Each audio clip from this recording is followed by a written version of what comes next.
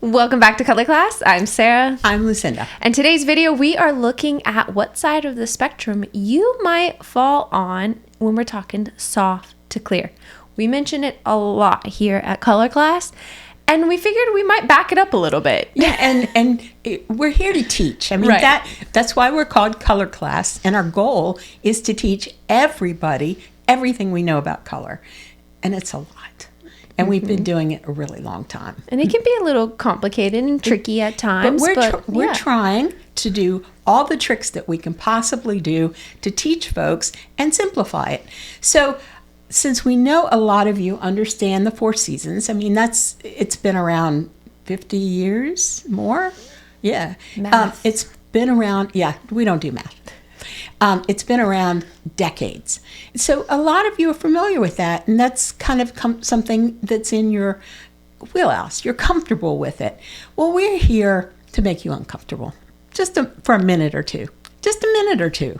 And then make you comfortable again with a whole much broader concept that's really cool. And once you understand that, it takes you to the next level. Then you understand how to get into the 12 palette system, the 16 palette system, the 20 palette system. The infinite system. Yeah, well, the absolutely customized system. Right. So many people talk about, your clarity. Are you soft? Are you clear? And we basically narrowed that down to if you're soft, you're ishy. Sarah and I are both soft. So if somebody's trying to describe your hair and they can't say it's white, it's black, it's brown. If they have to say, well, it's kind of reddish golden in the case of Sarah, or it's kind of grayish. It has some coolness, some warmness. Yeah, right. It's got if all it's these things. Ishy, if your characteristics are mixed, for example, my hair is cool. My skin tone is neutral, leaning probably warm, and my eyes are neutral. They're gray-green. Gray-green, bluish. What's that a sign of? I'm soft. Sarah is crazy warm with her hair. With my hair. Only. Mm-hmm. And her skin tone is neutral. I do. I warmed up my skin tone today a little bit, though. If you're like, no, that's looking warm, it's because I warmed it up to match my leopard print. Your wild in the jungle leopard print. Yes. And then my eyes. Don't forget my eyes. And her eyes are exactly like mine. Grayish, greenish, bluish is she. Yeah. If you look just normal, they're gray. So just keep that in mind when we talk about this. So the bottom line is, if you've got those kind of nebulous, not quite cut dry characteristics, you're on the soft side. Now I say soft side because soft to clear, it's a spectrum. And if your hair is black, if your eyes are blue, like glassy blue, and your skin tone is very pale yet cool. It doesn't really matter, but the point is, if you've got a broad range between your hair and some point on you, like the color of your eyes being very light, your hair being very dark, or even when people are looking at the whites of your eyes, you're deep every place else, and the whites of your eyes are like right out in front, you could Clarity. be a clear. Right. So somewhere on that spectrum you will fall. Now, if you've been told, oh, you're clear, you're very soft, then you know what you are. But do you know how to find colors match your level of clarity versus softness? And you want to identify whether it's got a lot of clarity. This is what you look for. You look for pigment pure colors. On the clear side. On the clear side, yes, thank you.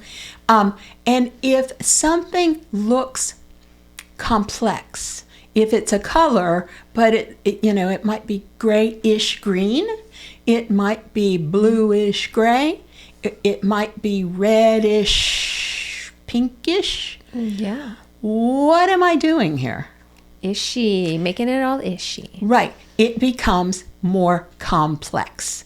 And then the description of it is not pure red or pure blue or pure black. It's ish, grayish, blackish, brownish, blackish. And so what I want to show you today is that spectrum. If you've got a pure green and then you've got a super soft green, you can look at all the steps it takes to get from pure to soft, because many of you will fall right in the middle or on the clear side or on the soft side. So what I want you to do is look at it, because we show you these pictures because we want you to have a visual reference, and that like burns itself into your brain. No, it really does. Yes, yeah. Nothing is better than something that you kind of envision in your head and you see it. This is why we love custom color palettes, because you said it's a spectrum. Soft to clear is a spectrum. So each person falls on that spectrum differently. So like you said, you could be in the middle of it. You could just be mid-contrast. And that's where your shades lie. And that's perfectly fine. Yeah, of course. Now, how do you make a color go from pure pigment to soft? This is definitely one of my favorite things to look at. Clear to soft. Now, many people say, oh, you just add gray. And that's true. Yeah. A lot of the time, the soft colors are grayer. They may be grayer. The texture as well. The texture. But in terms of color, in complexity, you might add a little bit of the color's complement. Now, people will say, oh, if you mix complementary colors together, you're going to get mud. That's the painters, the people who paint. I know those people. I am those people. And the first response is you'll get mud. But no. Depending on the proportions, you might get, if you mix a little bit of red with a vivid green, you might get an army green or an olive green. It's not a grayed out version of that green like we showed you before. It is olive. And that's what you get when you add a color's complement. It takes it a little toward the warm side. Not always, but depending on the colors that you're using. Yeah, you were about to go, that's not right. And in some cases, you might get mud. Like if you mix vivid red with a turquoise, you get mud.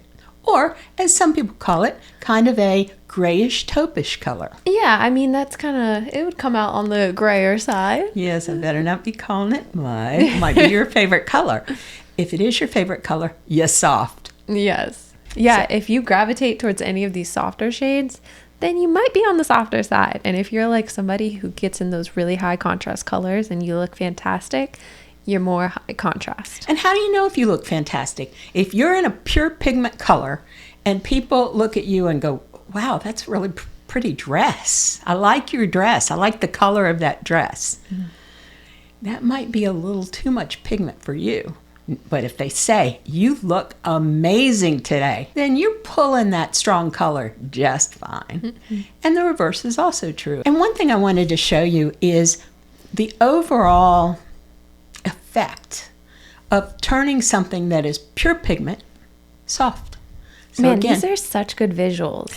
Like, where are we putting this? We need to put them on Patreon too. We will. We will. And Sarah will tell you about Patreon in a bit. But basically, this is to create a visual map in your head where you can see the difference, because everything's relative. And if you don't see these things side by side once in a while, you might not get it. You just might not understand it clearly. So that's why we did these visuals for you. We want to knock these up against each other and have you say, I've got it. Okay, I'll remember this. Right. And then you'll be able to have more clarity when you shop or when you pick out a color. We love some good visuals. I can't leave it at simple. Because that's just not me. That's not what I do. And here we can go slightly off topic to hit our off topic time. Yeah, I have to go off topic at least once every video. So this is my slightly off topic. And that is, if I'm showing you the difference between pure pigment and soft colors, I should show you that same configuration when it goes lighter or when it goes deeper.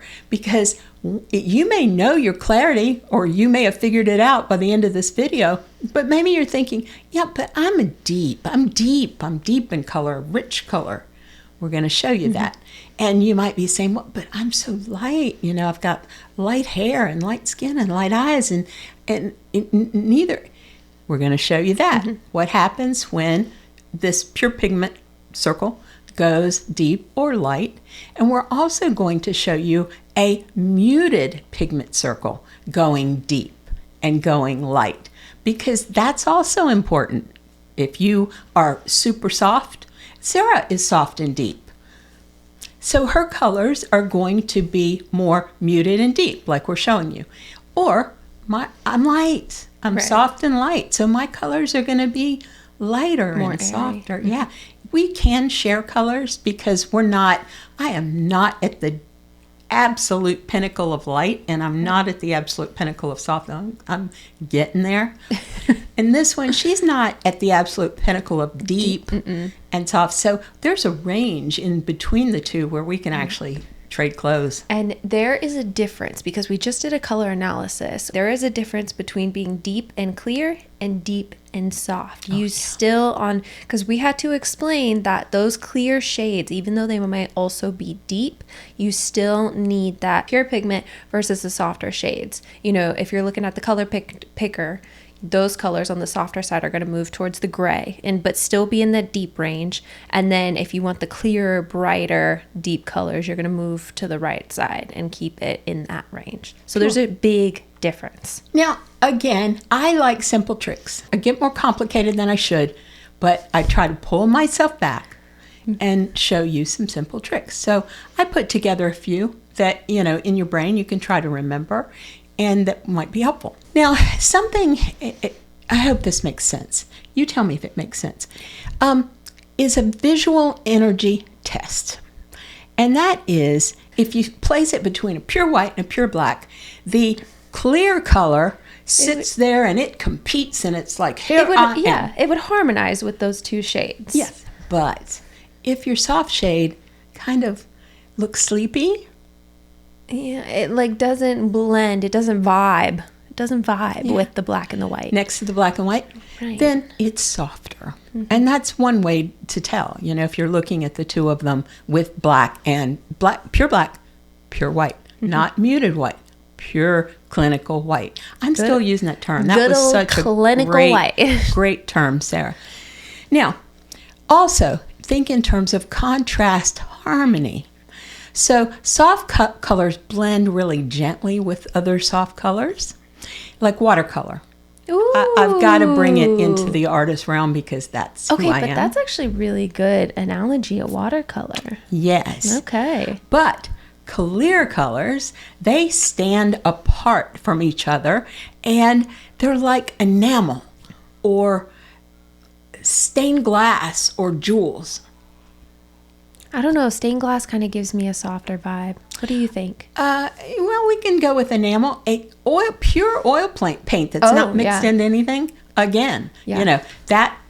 But when you mix it into things, what happens? It softens it. So think watercolor versus pure oil pigment, not mixed with anything. There you go. Yeah, that's good. Now, also, we want to talk about light reflection. Sara got into this just a little bit, and I think it's worth bringing up now. If something is velvety or powdery in its looks or in the color or in actuality, it's softer. If something is glossy or luminous, it's clearer. So, it's reflecting that light very differently. Well, one is absorbing. And soft colors absorb. And then in terms of clarity, glossy, reflective, in your face. Yes, I like how our facial expressions. And I know Sara well enough to know, this is my kid, my daughter. I know her. She is going to find the most offensive picture of me throughout this whole video and stick it as the thumbnail. And I'll be going, how else do we grab your attention but crazy thumbnails? Okay, we got to go for the worst. It's just the nature of the game. If you see this in a crazy thumbnail, and watch the video for me, because I put myself out there looking like that, you know, it will be that face. I know.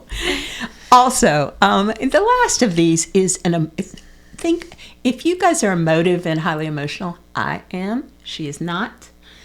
Stone cold here. She's not stone cold, but she is less crazy emotional than I am. Color has that quality. So if you're looking at something, soft colors calm, and they kind of, you can think of them in a nostalgic way. Your memory's soft. So if the color is kind of calm and nostalgic and, soft. I know, but those clear people, they would think like a bright neon would be like their color and very calming to them. Okay, I'll give you that. But clear evokes Intensity and vividness and excitement. Yeah, happiness. Whereas soft colors, they're relaxing and they're comforting, like and cozy up in a blanket. Yes, exactly. And I'm like yeah. I know, really. So those are some ways. It's just 4 silly little memory tricks that I use when I go in a store, and I was like, and I'm thinking, is this soft enough for me? And I'm like, is it cozy? Does it look kind of cozy? Does it look like it could be a fall blanket?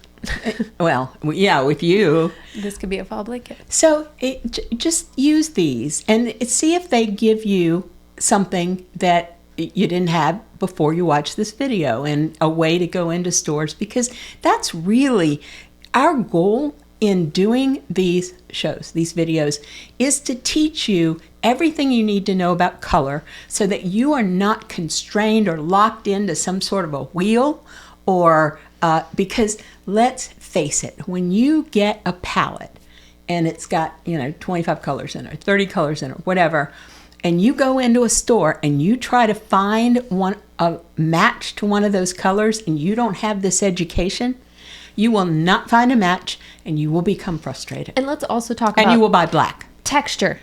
Okay, those color chips don't match a texture. If you're buying satin versus wool, we talk about it all the time. Those are 2 totally different textures. The light reflectivity is completely different, and they can evoke, even they could be the exact same color, but it can completely change who can wear it.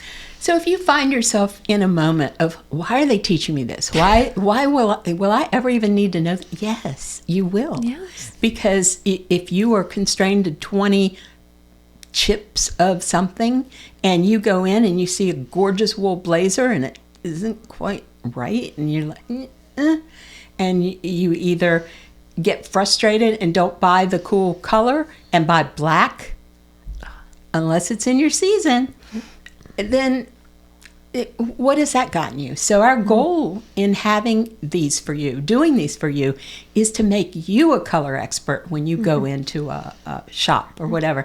And you would be amazed. We have done color portfolios for so many people.